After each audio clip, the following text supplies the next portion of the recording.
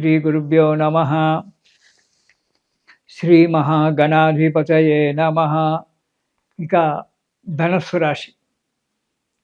ఈ రాశి వారికి మార్చి 18 నుంచి ఆదాయం 5, వ్యయం మార్చి 18 వరకు ఆదాయం 5, వ్యయం 5గానే ఉంటుంది. మార్చి 19 నుంచి ఆదాయం 14, వ్యయం 11గా ఉంటుంది. ఈ రాశి వారికి ఈ సంవత్సరం మే 25 వరకు చాలా మంచిగా ఉంది. అనుకున్నటువంటి ఒక వ్యాపారాలన్నీ కూడా నెరవేరడానికి ఆస్కారం ఉంది. వృత్తి వ్యాపారాలలో అభివృద్ధి కనిపిస్తుంది.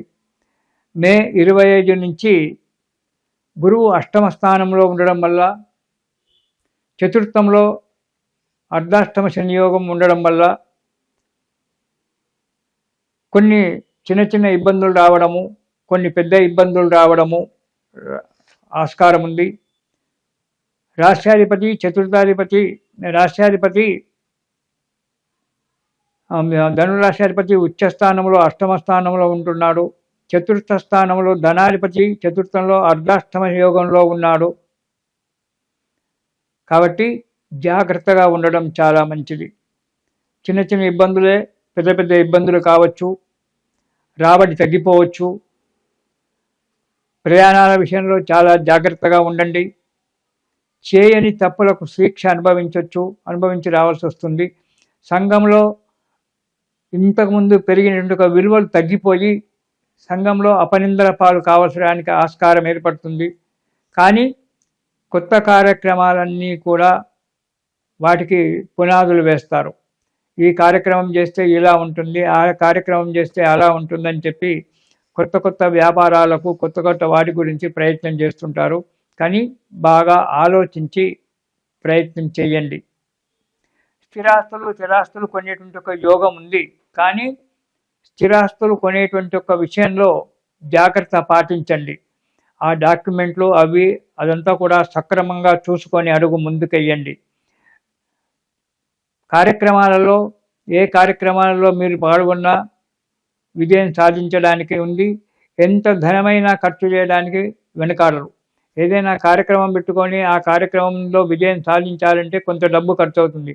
కానీ మీరు అలా కాదు, అందులో ఎలాగైనా విజయం సాధించాలి అనేటువంటి ఒక పట్టుదల చేత అధిక మొత్తాన్ని ఖర్చు చేసి తర్వాత బాధపడుతూ ఉంటారు. కాబట్టి ఖర్చు చేసేటువంటి ఒక విషయంలో చేయండి. ఆ కార్యక్రమాన్ని పెట్టుకోకపోవడము మంచిది. జాగ్రత్తగా ఆలోచించండి. ప్రతి పనిలో ముందడుగు వేస్తారు. ఎందుకంటే జన్మాధిపతి రాష్ట్రాధిపతి ఉచ్చస్థానంలో ఉన్నాడు కాబట్టి, అష్టమ స్థానంలో ఉన్నప్పటికీ కూడా గురువు ఉచ్చస్థానంలో ఉంటున్నాడు కాబట్టి ఆరోగ్యంగా ఉంటారు. చేసే ప్రతి పనిలో కూడా విజయం జరుగుతోంది. కాబట్టి అంతా విజయాలు జరుగుతున్నాయి కదా అని చెప్పి ఆలోచించకండి. ఇక్కడ మనకు ఎదురు చూసుకుంటూ అర్ధాష్టమ శని యోగం ఉంది. దానివల్ల అనారోగ్యం ఏర్పడము, యాక్సిడెంట్ లాంటివి కావడము, ఆపరేషన్లు కావడము ఇలాంటివి జరగడానికి ఉంటుంది. అది శని చేస్తుంటాడు. కాబట్టి చాలా జాగ్రత్తగా ఉండడం చాలా మంచిది. డబ్బు ఖర్చు విషయంలో కూడా చేయడం మంచిది. అయితే మే 26 తర్వాత కుటుంబంలో కొంత సుఖశాంతులు ఏర్పడము, కొత్త బంధువులతో పరిచయం కావడము, మానసిక చింతలు కొన్ని తొలగిపోవడము ఇవన్నీ ఉంటాయి. కొన్ని చిన్న చిన్న సమస్యలు మాత్రం ఉంటాయి. ఆ సమస్యలను నిదానంగా పరిష్కారం చేసుకోవడము, శాంతంగా పరిష్కారం చేసుకోవడం చాలా మంచిది. ఉద్యోగులకు శ్రమకు తగ్గ ఫలితం ఉంటుంది. మీరు ఎంత ప్రయత్నం చేస్తే అంతే. ప్రమోషన్లు రావడానికి, కోరుకున్న చోటికి బదిలీ కావడం అనేటువంటివి జరగకపోవచ్చు. కొందరికి కొన్ని విషయాలలో కష్టపడ్డ వారికి, అందుకని చెప్తున్నాను, శ్రమకు తగ్గ ఫలితం. మీరు మంచిగా కష్టపడి మంచిగా అక్కడ కార్యక్రమాలు చేసినట్టయితే మీకు అనుకున్న చోటికి ప్రమోషన్లు రావడం జరుగుతుంది. లేదా ఏదో ఒక చోటికి బదిలీ కావడం అనేటువంటిది జరుగుతుంది. ప్రైవేట్ ఉద్యోగస్తులకు జాగ్రత్త అవసరము. ఉద్యోగం మార్పిడి చేసుకుంటారు ప్రైవేటు ఉద్యోగస్తులు.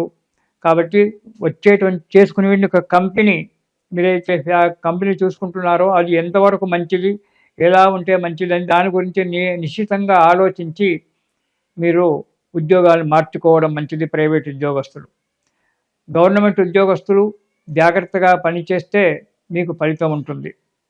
ఇక విద్యార్థులకు కూడా శ్రమకు తగ్గ ఫలితమే ఉంటుంది. ఉన్నత విద్యకై ప్రయత్నాలు చేస్తే ఫలిస్తుంది. విదేశాలకు వెళ్ళడానికి ప్రయత్నం చేస్తే ఫలిస్తుంది. విదేశాల్లో ఉండబడిన విద్యార్థులు చదివి రాణించి మంచి గుర్తింపు పొందుతారు. విదేశాలలో ఉండేటువంటి ఒక వ్యక్తులు ఈ ధనుసు రాశి వారు అన్ని విధాలా అనుకూలంగా ఉంటుంది. కొన్ని అర్ధాష్టమ శనియోగం వల్ల కొన్ని ఇబ్బందులు రావడానికి ఆస్కారం ఉంది కాబట్టి వాటిని తట్టుకోవడానికి జాగ్రత్తగా ఉండండి, పనులను సాధించుకోండి. ఇక వ్యాపారస్తులకు అన్ని రకాల వ్యాపారాలు లాభసాటిగా ఉంటాయి. మీరు ఏ రంగంలో ఏ వ్యాపారము ఏ రంగంలో ఎక్కడ పెట్టుకున్నా సరే వ్యాపారంలో డెవలప్మెంట్ మంచిగా ఉంటుంది. కొత్త వ్యాపారాలు ఫలిస్తాయి, కానీ ఫలితాలు తక్కువగా వస్తాయి. ముందు ముందు అది డెవలప్ అవుతుంటే ఆ ఫలితాలు వస్తుంటాయి. పెట్టుబడులు పెట్టే విషయంలో, లావాదేవీల విషయంలో చాలా జాగ్రత్తగా ఉండడం మంచిది. మీరు జాగ్రత్తగా ఉండి ఎదుటి వ్యక్తులను కూడా నిశితంగా ఆలోచించి సంప్రదించి మాత్రమే పెట్టుబడులు పెట్టండి. అంతేగాని తొందరపాటుతనంతో వారు చెప్పినారని చెప్పి పెట్టి డబ్బు నష్టపోకండి. ఇక ఈ ధనుసు రాశి వారు ఈ సంవత్సరం మొత్తం అంతా కూడా ప్రతిరోజు శివస్తోత్రం పారాయణం చేయండి. శివుని గనక నమ్ముకున్నట్టయితే సకల దోషాలు వెళ్ళిపోయి మీకు అన్ని విధాల అనుకూలమైన వాతావరణం ఏర్పడడానికి ఆస్కారం ఉంది. కాబట్టి ఈ ధనుసు రాశి వారు శివస్తోత్రం పారాయణం చేయండి. దానితో పాటు శని స్తోత్రం కూడా పారాయణం చేసినట్టయితే అర్ధాష్టమ శని యొక్క దోషం కొంతవరకు సమస్యగా ఉండి మీకు అనుకూలమైన వాతావరణం ఏర్పడుతుంది. కాబట్టి శని స్తోత్రము శివస్తోత్రము రెండు కూడా ఈ సంవత్సరం పారాయణం చేస్తే ఈ ధనుసు రాశి వారికి శుభం కలుగుతుంది. ఇది శుభం.